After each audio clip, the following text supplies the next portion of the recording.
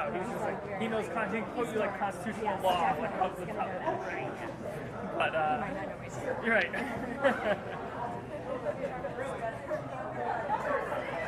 Joe, do you have an IFB for me?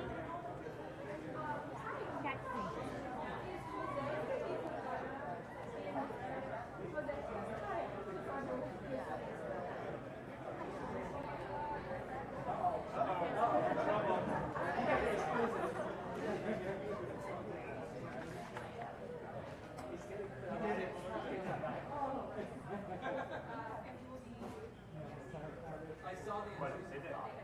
Okay, yeah, she's good. Okay. So I can get her. So right now I pointed here, which is my chest. Make sure she's Okay. whoever stays next. But you still want her there for your slide? Yeah, because I can still see. I can still see over there. Okay. Hi, Tom. I got you. 1, 2, 3, 4, 5, 6, 7, 8, 9, 10.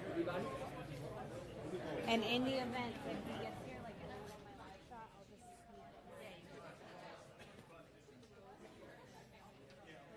1, 2, 3, 4, 5, 6, 7, 8, 9, 10. Are they going to start, you think? Heads up, guys. They may be starting shortly. I'm not sure what's going on.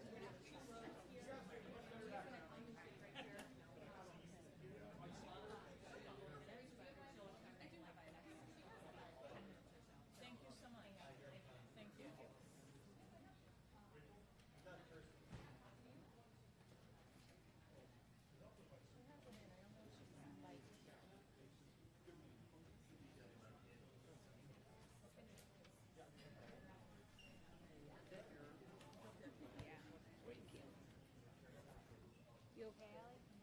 She might.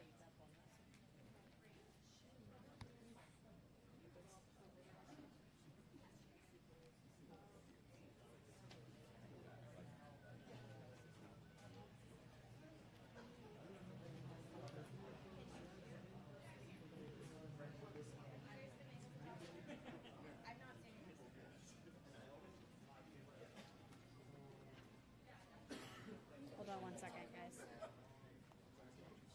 What's our plan to be a base or talk? Seeing her responding. And then we can just flip the cam back over.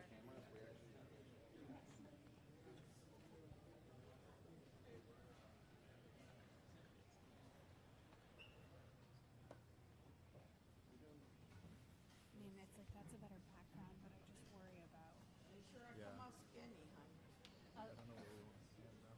We might start before I go live, in which case we're just going to take it. Or do you want to stand like right there? I mean, They know I we're on can, different IFBs, I would think, right? but then I'm not in a good same thing. They position. need to know that you're I mean, I can go back over there and we can just go for it, but me on your okay. IFB.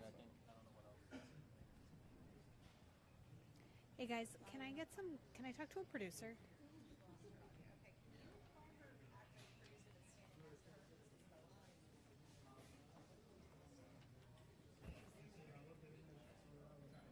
Isabella, they're going to call you.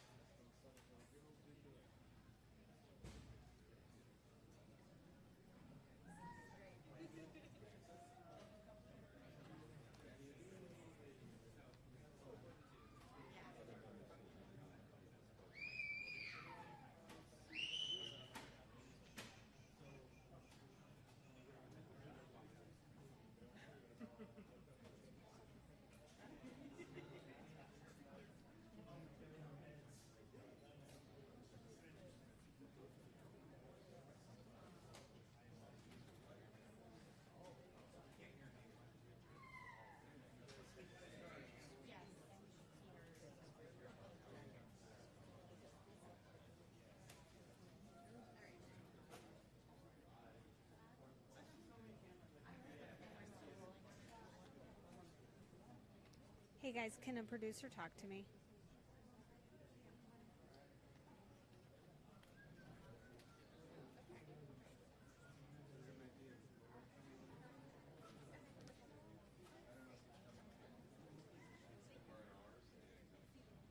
Hi, I can hear you.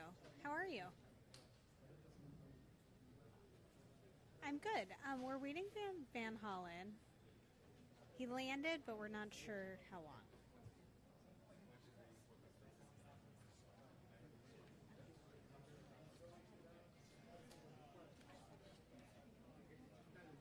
Okay, sounds good. Perfect. I'm good. How are you?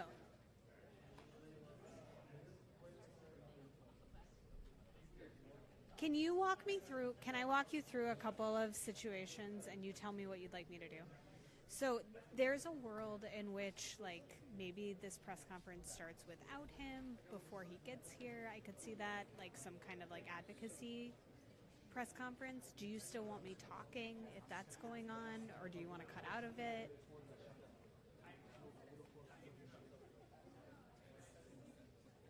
I have literally no idea.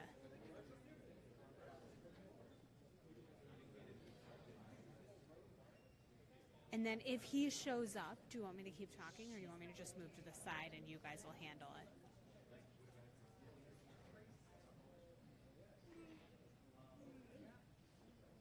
Okay, that's perfect. I'm standing like literally 3 feet from where he's going to be, so I just want to be able to move out of the way.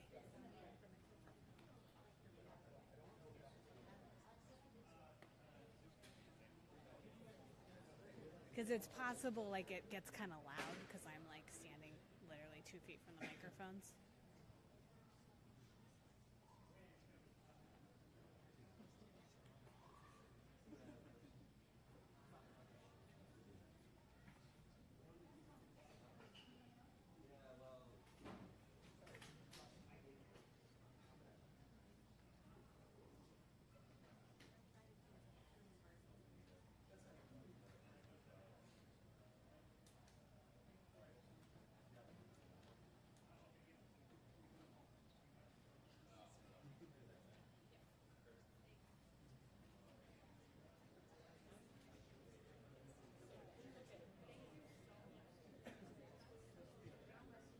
Okay.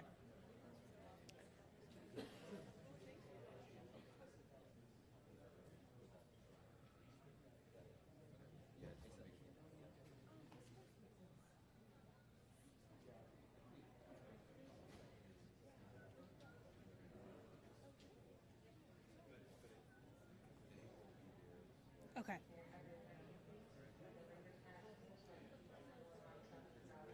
Okay. Okay. That sounds good. Thank you.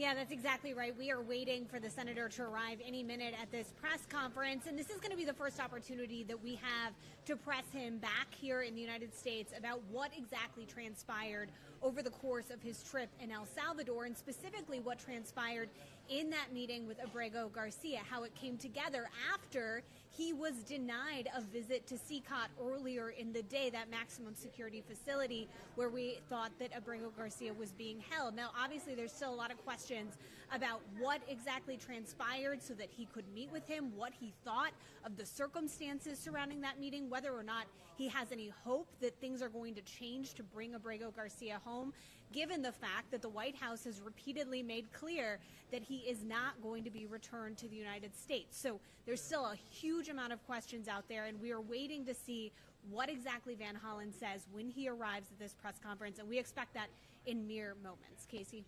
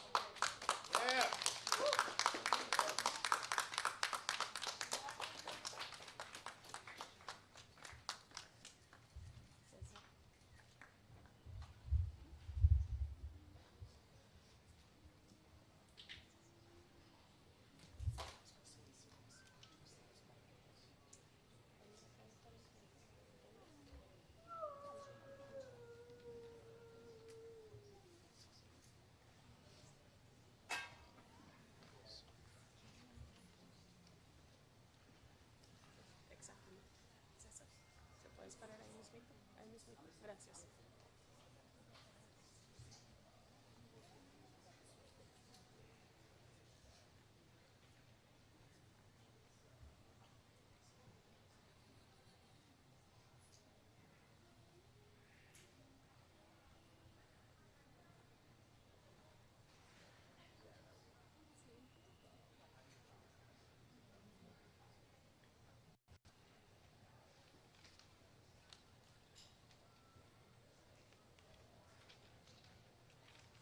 Estamos con ustedes.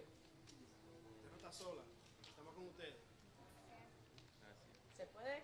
Sí se puede. ¿Se puede? Sí se puede. Ahora, aquí y siempre. Ahora, Aquí y siempre. Ahora, aquí y siempre. Sí se puede. Sí se puede. Sí se puede. Sí se puede. Sí se puede. Sí se puede.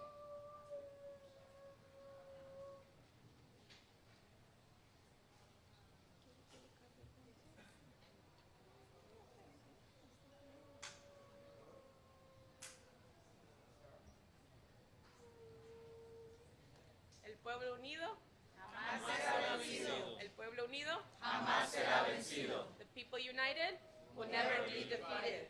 The people united Will never be divided. El pueblo unido Jamás será vencido. El pueblo unido Jamás será vencido. ¿Se puede? Sí se puede. ¿Se puede? Sí se puede. ¿Se puede? Sí se puede.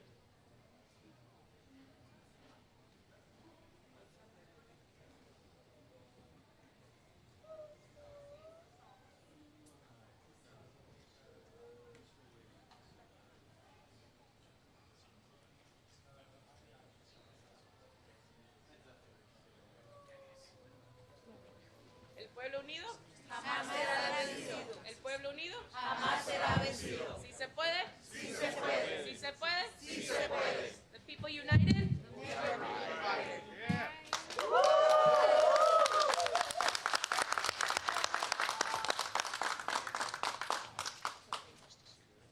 ¿Sí se puede? Sí se puede. ¿Sí se puede? Sí se puede. El pueblo unido Jamás será vencido. El pueblo unido Jamás será vencido. It's good to be home. Now we need to end the illegal abduction of Kilmar Abrego Garcia and bring him home too. We're joined by his wife, Jennifer, by his mother, Cecilia, by his brother, Cesar, and thank all of the rest of you who are joining us in solidarity with the Constitution and Kilmar. Look, I'm a little sleep deprived, and I want to be as clear as possible about what this is about and what it's not about. So I'm going to read the remarks that I wrote on the plane ride home.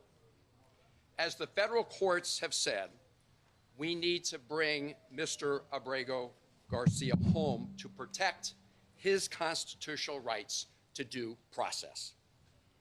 And it's also important that people understand this case is not just about one man. It's about protecting the constitutional rights of everybody who resides in the United States of America. If you deny the constitutional rights of one man, you threaten the constitutional rights and due process for everyone else in America. The Fourth Circuit put it very clearly in its strong opinion yesterday, and I quote, "It is difficult in some cases to get to the very heart of the matter, but in this case, it is not hard at all. The government, in this case the Trump administration, is asserting a right to stash away residents of this country in foreign prisons without the semblance of due process that is the foundation of our constitutional order. Further, it claims, in essence, that because it has rid itself of custody, that there is nothing that can be done. This should be shocking not only to judges, but to the intuitive sense of liberty that Americans far removed from the courthouses still hold dear." They summed up the issue at stake perfectly. And that's why the Supreme Court, in a 9-0 decision, ordered the Trump administration to facilitate the return of Mr. Abrego Garcia. Now, the Trump administration wants to flat out lie about what this case is about. They want to change the subject. They want to make it about something else. And they are flouting the orders from the Federal District Court, the Fourth Circuit Court, and the Supreme Court to facilitate his return. That's why I traveled to El Salvador, leaving here on Wednesday. And I want to express my gratitude to members of my family and members of my staff who agreed that we all must be prepared to take risks because of the current risk to our Constitution itself. In addition to having a variety of discussions on bilateral issues between the United States and El Salvador, I had two main goals. One was to urge the government of El Salvador not to be complicit in the illegal abduction and detention of Mr. Abrego Garcia and to release him. I made that request directly to the Vice President of El Salvador. The president was out of country at the time, and I've previously reported on that conversation. My principal mission was to meet with Kilmar Abrego Garcia. I told his wife Jennifer and his family that I would do everything in my power to make that happen. And last night, at about 6:40 p.m. El Salvador time, 8:45 p.m. here on the East Coast, I called Jennifer to tell her that I had met with Kilmar. And I told her what he said to me, which was first and foremost that he missed her and his family. And as he said that, you could see a tear go down his cheek.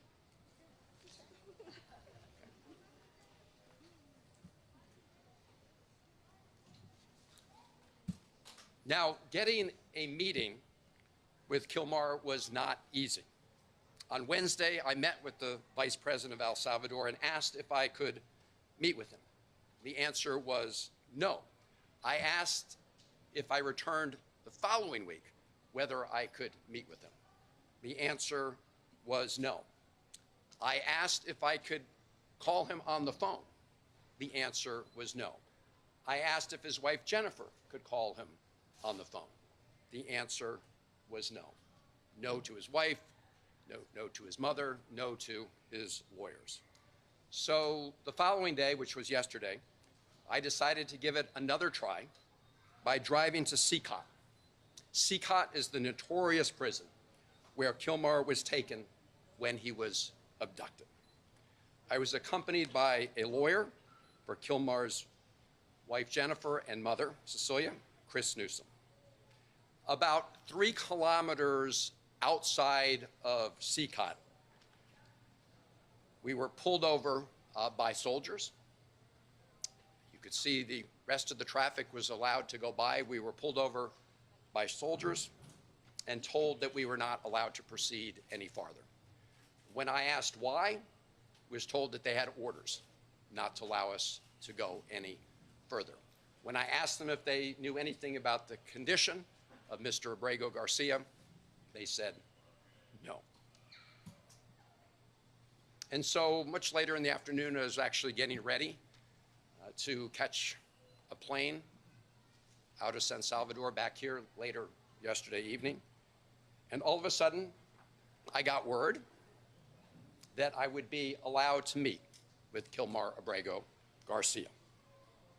And they brought him to the hotel where I was staying. And after that meeting, as I said, I called his wife, Jennifer, to report on some of the news of that meeting. And now I'm going to report to all of you about our discussion.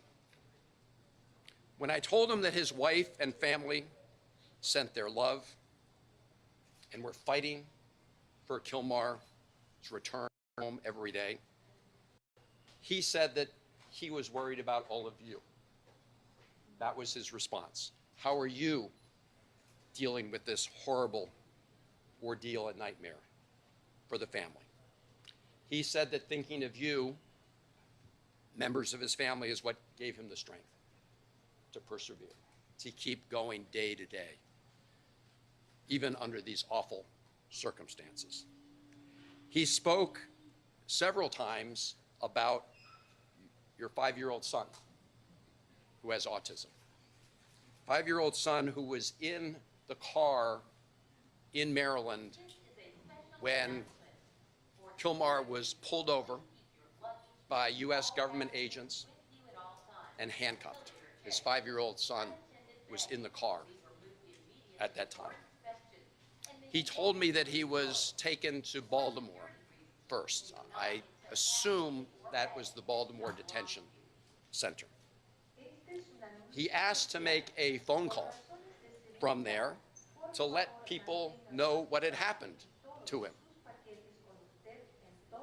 But he was denied that opportunity. He said he was later taken with some others from Baltimore to a detention center in Texas.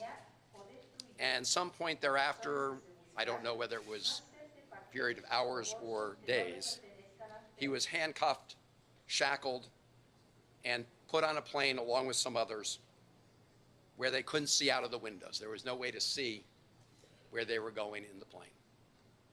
They didn't know for sure where they were going. They landed in El Salvador, and he was taken to Sikot prison. He was placed in a cell with, if I recall correctly, and don't hold me to it, of about 25 other prisoners at Sikot. He said he was not afraid of the other prisoners in his immediate cell, but that he was traumatized by being at Sikot and fearful of many of the prisoners in other cell blocks who called out to him and taunted him in various ways. He told me, and this was yesterday, that 8 days ago, so I guess 9 days ago from today, he was moved to another detention center in Santa Ana, where the conditions are better. But he said despite the better conditions, he still has no access to any news from the outside world and no ability to communicate with anybody in the outside world. His conversation with me was the first communication he'd had with anybody outside of prison since he was abducted. He said he felt very sad about being in a prison because he had not committed any crimes. When I asked him what was the one thing he would ask for in addition to his freedom, he said he wanted to talk to his wife, Jennifer. I told him I would work very hard to make that happen. I told him that in addition to his family, that all of you who are here today were fighting to bring him home. I told him that his brothers and sisters in his union, the sheet metal workers union, were fighting to bring him home. That brought a smile to his face. I told him that millions of Americans understand that what is happening to him is a threat to their own constitutional rights. I told him about the decisions of the federal courts, the district court, the Fourth Circuit Court, the Supreme Court. And I think that in addition to knowing that his family was fighting for him, all of that gave him strength, the fact that all of you here were fighting for him. I want to say something about the Trump administration's efforts to change the conversation about what this case is about. This case is about upholding constitutional rights for Abrego Garcia and for every American. The President Trump and the Trump administration wants to say that those who are fighting to stand up for our Constitution don't want to fight gang violence. That is an outright lie. That is a big, big lie. I, for one, have been fighting against transnational gang violence, especially MS-13, for over 20 years, probably for longer than Donald Trump ever uttered those words, MS-13. Over 20 years ago, I worked to establish an anti-gang task force, a regional anti-gang task force in the Maryland, Washington, D.C., and Virginia area. I did it in a bipartisan way with then Congressman Frank Wolf and Tom Davis. And we have made substantial progress in this region. We have a long way still to go, but those efforts have resulted in progress. So I say to the President and the Trump administration, if you want to make claims about Mr. Abrego Garcia and MS-13, you should present them in the court, not over social media. That's right. That's right. Not at press conferences where you just rattle stuff off. Because here is what the federal district court judge said about exactly this issue. This is Judge Zinnes. So she is the federal district court judge in the District of Maryland, where the case first appeared. This is a quote from her opinion. Defendants, and in this case, this is the Trump administration she's referring to, have offered no evidence linking Abrego Garcia to MS-13 or any terrorist activity. And vague allegations of gang association alone do not supersede the express protections offered under the INA, unquote. She emphasized this point, and I'm quoting, "No evidence before the court connects Abrego Garcia to MS-13 or any other criminal organization," unquote. In other words, put up in court or shut up.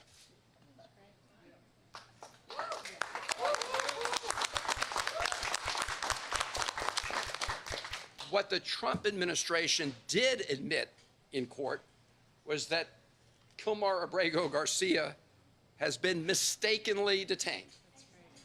They called it a, quote, administrative error, unquote. An administrative error that has resulted in him being abducted off the streets of Maryland and put into prison in El Salvador, that has deprived him of his personal freedom and liberty. But rather than fix this grievous error that they agreed had been made in court, what did the Trump administration do? They upbraided and fired the lawyer who told the truth to the court. That's right. That's what they did. They didn't fix the error. They fired the lawyer who told the truth about this awful, egregious mistake. And now, despite the fact that the Supreme Court has ordered the Trump administration to fix that error, and that has deprived Mr. Abrego Garcia of his liberty, they are flaunting, the administration, the Trump are flaunting the court order to facilitate its return. And the government of El Salvador is complicit in that illegal scheme. Yes. So we need to hold both of them accountable, and we can talk more about how to do that. But as I said at the beginning, this case is not only about one man, as important as that is. It is about protecting fundamental freedoms and the fundamental principle in the Constitution for due process that protects everybody who resides in America. This should not be an issue for Republicans or Democrats. This is an issue for every American who cares about our Constitution, who cares about personal liberty, who cares about due process, and who cares about what makes America so different, which is adherence to all of those things. This is an American issue.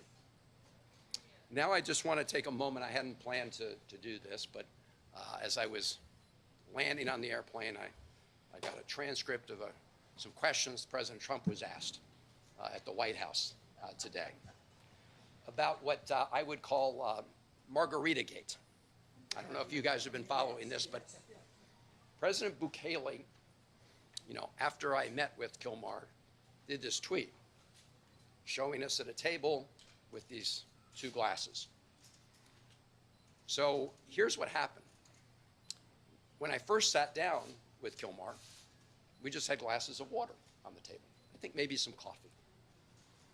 And as we were talking, one of the government people came over and deposited two other glasses on the table with ice, and I don't know if it was salt or sugar around the top, but they look like margaritas. And if you look at the one they put in front of Kilmar, it actually had a little less liquid than the one in front of me, to try to make it look, I assume, like he drank out of it. Let me just be very clear. Neither of us touched the drinks that were in front of us. And if you want to play a little Sherlock Holmes, I'll tell you how you can know that. So if you look at the video or the picture I sent out from the beginning of our meeting, you'll see there are no glasses on the table.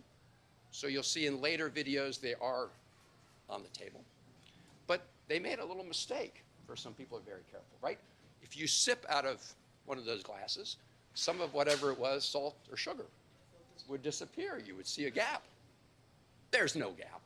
Nobody drank any margaritas or sugar water or whatever it is. But this is a lesson into the lengths that President Bukele will do to deceive people about what's going on. And it also shows the lengths that the Trump administration and the president will go to, because when he was asked about a reporter about this, he just went along for the ride. So the White House and the president had been lying about this case from the beginning. They've been trying to change the subject from the beginning. As I said, and the courts have said, from the Supreme Court to the Fourth Circuit to the District Court, what this is about is adhering to the Constitution, to the right of due process. And that's why we say, bring Kilmar home, so he can be afforded his rights under the Constitution. That's what this is about. Yeah. The firestorm his deportation has caused here in America? So I told him. That was the first he'd heard. You can address the camera. Sure. The first he heard is that after I told him that his family was fighting for him, I told him everybody else that was fighting for him, including his union members, but also people from across Maryland, in fact, across the country, who recognize that depriving Kilmar of his constitutional rights is a threat to everybody who resides in America. He had not heard that. I believe that gave him additional strength. Senator, what did Abrego Garcia say that the officials in El Salvador told him about why he was sent to that prison and how long he would be there? They haven't told him anything about why he was sent. Or how They- long he would be there? They didn't tell him anything about that. And In fact, I asked the vice president exactly that question. You know, why is he here? Is he violating any laws in El Salvador? Do you have any proof that he's committed a crime? No. Why is he here? Because the Trump administration is paying us to keep him here. did he say what he heard from other migrants that were also there, that were also deported to that prison? Did what? I'm Did sorry. he say what he had heard from others who were also deported to that prison? He did not know about what was happening in the outside world. And let me just say, at CCOT, I want to be really clear. At CCOT, they don't let any of the prisoners have access to the outside world.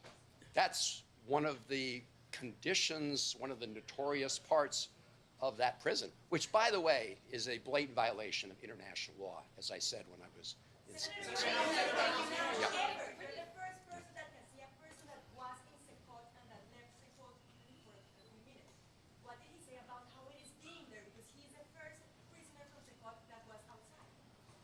Oh, as I think I said, I mean, he said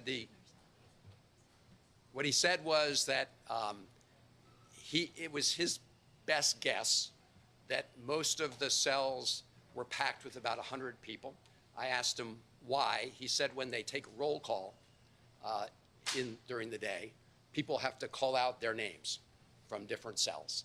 As I said, in his cell, I believe there were about 25 people until he was moved. But as I said, while he wasn't fearful of the other prisoners in his own cell, he was fearful about the taunts that he received from other prisoners in CCOT. Yeah. Go here and then here, sorry. Okay, go ahead. What do you think you've achieved with this trip and what's next in terms of getting him actually released and sent back?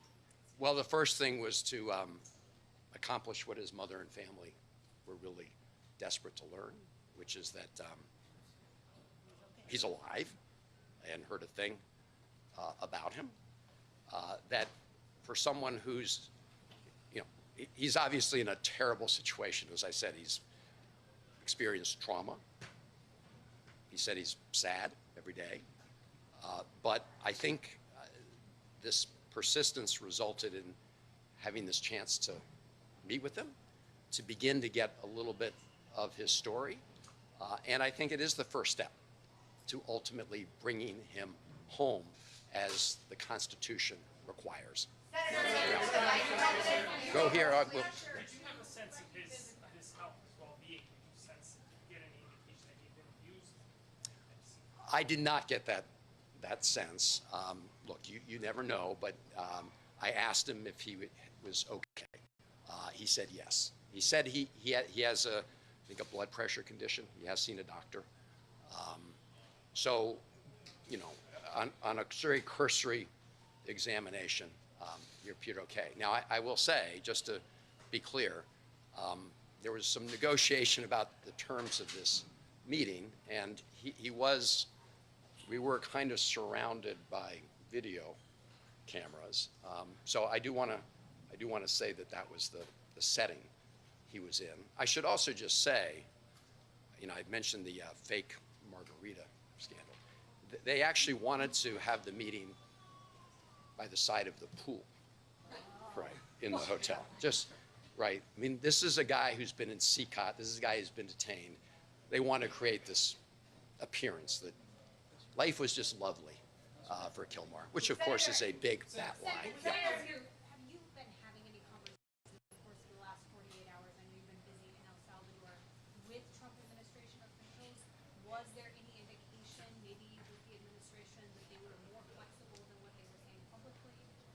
I have not. I did have a meeting with folks at the American Embassy there.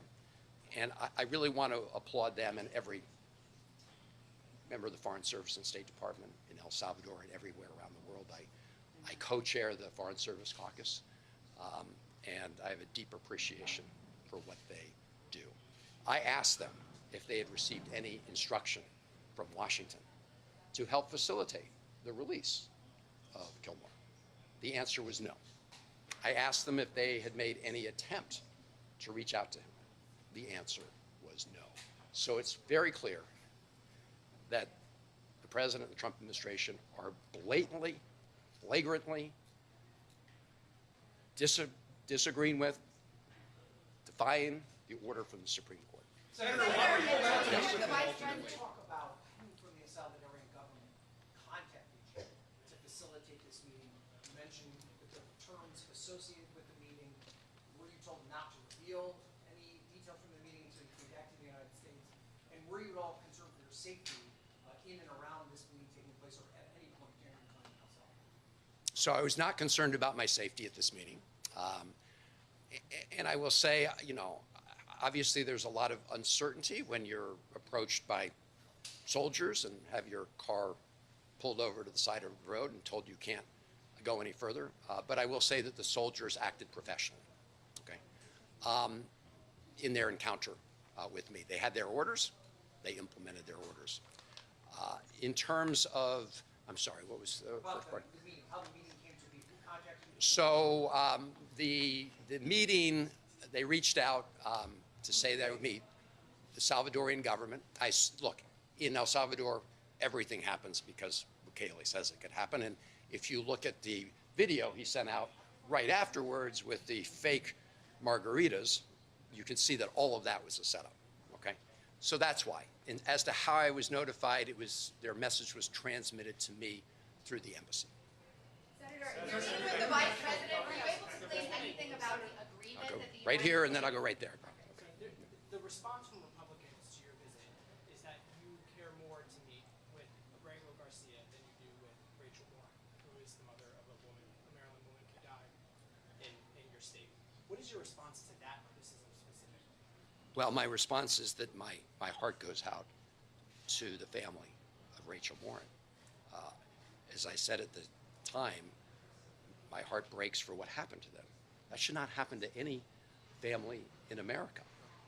And I am very glad that a court of law convicted her killer and is going to punish her killer in a court of law. The reason we have courts of law are to punish the guilty, but also to make sure that those who have not committed crimes are not found guilty and arbitrarily detained. In other words, everybody has due process. So the effort by the Trump administration to try to conflate these two issues goes to the heart of what I was just talking about, their effort to change the subject. But again, to the Warren family, you know, we have 3 children. I cannot imagine losing a child and the heartbreak that caused, and it should not happen. And my heart breaks for everybody in Maryland or America who has lost a loved one to violence, regardless of the perpetrator. Senator, in your meeting with the Vice President, were you able to glean any information about the United States agreement with El Salvador related to the detention facility, the terms, how much we pay, if the government has any say whatsoever what happens inside with the arresting? So I didn't learn that directly from the Vice President, but I have learned about the commitments that have been made. So the Trump administration has promised to pay El Salvador $15 million to detain these prisoners, including the illegally abducted Kilmar. My best information, and it's pretty good, indicates that to date, they've paid out more than $4 million of that $15 million. As to the terms of an agreement, I've not seen an agreement. I don't know whether there is an agreement that specifically spells out the terms and conditions here. I am aware that there was some document that memorialized the payments, but But again, I do not know in any way if it goes through the details. Senator, what's the next step here in light of the defiance, or perceived defiance from the Trump administration? What does Congress do? So, you know, everybody asks those of us who are Democratic senators whether there's any bottom line where Republican senators will say enough's enough and won't simply continue to be rubber stamps for the Trump administration.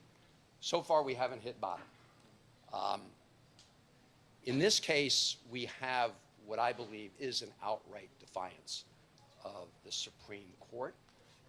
People still may want to hang their hat on the fact that it hasn't been completely adjudicated. As you know, the federal district court judge has ordered depositions of the administration officials. The Trump administration appealed it. That's what the Fourth Circuit decision was all about. That may well go to the Supreme Court. I don't know if the Trump administration is appealing that. So the question is there any point when the president is violating the Constitution of the United States that Republicans will stand up for the Constitution rather than just continue to do the bidding of the Trump administration? Democrats are powerless. When it comes to Congress. But let me say something on that. Not totally powerless, because appropriations need to go through the Congress. And that $15 million, you can be sure we're going to be looking for where it is, because that wasn't authorized in previous appropriations. We're operating under a continuing resolution. Now, they may try to pretend they can transfer that, but there's some indication that they were planning anyway, until now, to make that as part of their request. And you can be sure that I won't support the use of 1 penny of taxpayer dollars to keep Abrego Garcia illegally detained in El Salvador. And so as part of that process, yes, Democrats, at least in the Senate, have some sway. Now, I want to say something about the government of El Salvador. They are making a huge mistake. You know, they want to brand themselves as a country for technology. Yeah, you know, the president said, you know, Bitcoin is legal tender. But now what they're branding themselves as the place for these huge prisons where people who are illegally abducted are warehoused. That is not a good look. There are also other things Americans can do with respect to economic pressure on El Salvador. People can stop traveling there. Actually, tourism's been going up. They can stop traveling there. There may be states that decide, you know, they don't want any of their pension funds invested in companies that invest in a place like El Salvador. So there are many things that can be done. And I just urge the president of El Salvador, the vice president of El Salvador, to rethink whether they want to become the place that just gets paid off for being complicit in this illegal scheme. Senator, have you talked to your colleagues? Have you talked to your colleagues who plan to go down? Okay, we're gonna do two more. We'll do two more right here. Why did the Salvadoran government reverse itself on allowing you to meet Mr. Abrego Garcia after telling you no? And also, do you have a sense of why the government transferred Mr. Abrego Garcia from CCOT to this other prison in Santa Ana? Yeah. Well, I think the reason they relented is pretty clear. They were feeling the pressure. I mean, they were feeling the pressure because while I was in El Salvador, we had 2 major press conferences that included the local press who reported on this. And I think that they decided that it was not a good look to continue to detain Abrego Garcia without anybody having access to him. There's no other explanation for the fact that they said no, and then prevented us from going to the prison. So that's why. I'm sorry, what was the second part of your question? The second part, why, and welcome home, why did they transfer him from CCOT to another prison? Oh, well, I mean, number one, I will say my main request was to meet with him. And as I said, he's no longer at CCOT. So he's at a different prison, which is pretty far outside of San Salvador. But in addition to that, I didn't even know that. I mean, so as we all thought he was at CCOT. I mean, until I met with him, thought it was. That's why I tried to go to CCOT. So I think that's why they brought him. He wasn't brought him to see me.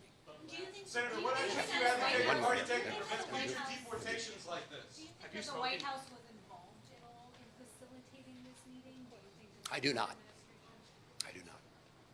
Do you think I have no basis for that. Have you spoken to any of your colleagues who say that they plan to go down now that the president has seemed to shut the door? He lets you meet with them, but he said he's going back to detention and will not return. Or have you spoken to them, and what do they hope to accomplish going forward? So I've told the vice president of El Salvador that I may be the first senator or member of Congress to be in El Salvador, to come down to El Salvador, but I won't be the last. There are others coming. I've got to give them a call after this meeting to brief them on my trip. But this goes back to the fact that, you know, El Salvador is making a big mistake. President El Salvador is making a big mistake in being complicit in this illegal scheme. How long did you meet for? How long did you We met for over half an hour. There was no an hour. An hour. Colleagues do to prevent future illegal deportations like this. You mentioned the International Covenant on Civil and last Political one, yeah. Rights. Yes. Do you think that, and El Salvador is a party to that, do you think that you're mentioning that is part of what facilitated? I think it could have been a factor because they are in blatant violation of that requirement, that international law requirement. Not only in this case, but actually in all of these cases, because I said the policy at that prison, CCOT, is to have no communication, not with your lawyer, not with your family, with nobody. That is a violation of international law. And as I mentioned, El Salvador is a signatory to that. Thank you all very much for being here. And thank you all.